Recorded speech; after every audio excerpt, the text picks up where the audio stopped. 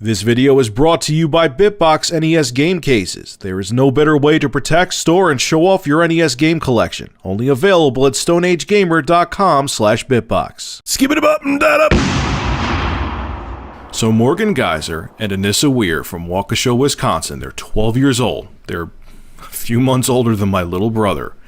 We're big into Slender Man, which is an internet meme. He's a horror internet meme. He's this guy without a face. The first time I ever heard of him was there was an indie Slender Man horror video game made that he's fan fiction. He's on creepypasta.wikia.com. People make up stories. There's YouTube videos of Slender Man. He's all over the place. He's a very popular horror internet meme. I don't know too much about him, but I know he's fairly big. So these two young girls were a big fan of him, and in their screwed up minds, they thought he was real. And they wanted to appease Slender Man, and they thought what they had to do that was murder somebody. So they decided to murder one of their friends, and this is a plot that they had going, okay? This isn't some random thing. They hung out with their friend and decided to try to kill her. They plotted this for 4 months, okay? And what they were gonna do was kill their friend and go to Slender Man's mansion, and I have that right here, in Wisconsin's Nicollet National Park. He has a fictional mansion there, which they thought was real, and they were going to kill their friend and go there to say, hey, we sacrificed our friend, now, you know, we're part of you, or whatever the hell that they thought was going to happen. So they had 2 plots to do this, okay? They actually, like I said, they thought this out. This was a very, very premeditated thing, okay? So plot number 1 was they were going to duct tape her mouth, stab her in the neck, and run. Brilliant plan. It takes 4 months to do that. Plot number 2 was they were going to kill her in the park bathroom they had her at, okay, and because there's a drain in there and the blood would have went down there, would have been, I guess, a little cleaner, and then they were going to run. So they bring her to this, they have this girl sleep over, they bring her to this park, and they say, hey, we want to go play hide and seek. Let's, you know, you're sleeping over, let's go play hide and seek. So they go to this park, and they are in the bathroom all nervous, saying, hey, let's do this, let's do this. So they finally go and do it, and Weir told Geyser, okay, they held the girl down, or Geyser was holding the girl down. Weir told her, go ballistic, go crazy, meaning kill her. And Geyser said back, don't worry, I'm just a little kitty cat. And then Geyser proceeded to stab this girl 19 times. They hit her heart, they hit her liver. She's alive. I don't know how. They hit her heart, they hit her liver, they hit other major organs. And they said there was literally like a millimeter away from a major artery that would have killed her. This girl that these 2 freaks, I don't care that they're 12, I'm still calling them freaks, stabbed, crawled up to the main road. Someone saw her crawling, and they saw that she was all bloodied up, and they called an ambulance, and she's still alive. I shit you not, this girl actually survived. Like they said, they were the millimeter away from a major artery. So now these girls, if they were tried as juveniles, would only be facing up a prison sentence up to the age of 25. But because of how premeditated this attempted murder was and how violent it was, 19 times they stabbed this girl, they're being tried as adults, and they could be facing up to 65 years in prison. Now, of course, people are freaking out and saying shut down creepypasta, and the knee-jerk reaction is censorship. When something tragic happens, people just don't think things through and want to shut things down. Creepypasta released a statement regarding this horrible thing that happened, and this is what they had to say about it. This is an isolated incident and does not represent the creepypasta community as a whole. This wiki does not endorse or advocate for killing, worship, and otherwise replication of rituals of fictional works. There is a line between fiction and reality, and it is up to you to realize where that line is.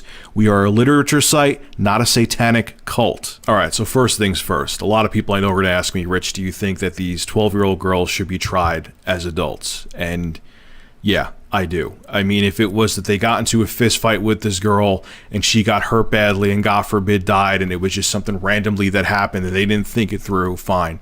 But they thought about this for months and months on end. I understand they're 12, but that's not an excuse. Okay, I know plenty of 12-year-olds. I know when I was 12, I knew the difference between right and wrong. I knew the difference between fiction and reality. And I know damn well that when I was 12, I would not plot a murder to appease a fictional character on the internet. They thought about this for months. It was really well thought out for a 12-year-old. And then they went and stabbed this girl 19 times. There was no knee-jerk reaction with this. And I really do feel that they are dangerous even at 12 years old and should be facing 65 years in prison. I don't think it's going to go into something else here, and I'm kind of jumping all over the place, but there's a reason for it. A lot of people, and this is why I think people wanted to instantly, the knee-jerk reaction, like I said before, was to shut down creepypasta, is that people want to hope that no one can be born to kill. People want to hope it's always an outside source that can influence someone to make them bad. They can't, no one wants to, it's too scary, and it hurts too much to think that someone could be born so psychologically broken that their brain, their hardwiring in their brain is defective. But as I get older and I see things like this, and I have an interest in seeing why people tick, and I've watched biographies on serial killers, and I really do feel that there's people that are born literally psychologically and mentally defective, that they cannot function as normal human beings in society. I can tell you right now, I have a brother that's close to these girls' age, and he knows that going out and killing someone for a fictional character on the internet is insane. Okay, they're old enough to know right and wrong. And, the thing about it is, too, is a lot of people may say, oh, it's outside influences, or what happens if they had bad upbringings? I know people personally that have had horrific upbringings, from family members, not immediate family, to friends, and they're functioning normal members of society. I mean, everyone has their issues, but they're functioning normal members of society who would never commit something like this. And then you have other people who actually didn't grow up from a bad household who become Ted Bundy. They look at some serial killer. Seriously, I cannot think of his name off the top of my head right now. If it comes to me, I'll say it. There was another serial killer that his parents split up, but he had a decent upbringing, and he ended up killing multiple people.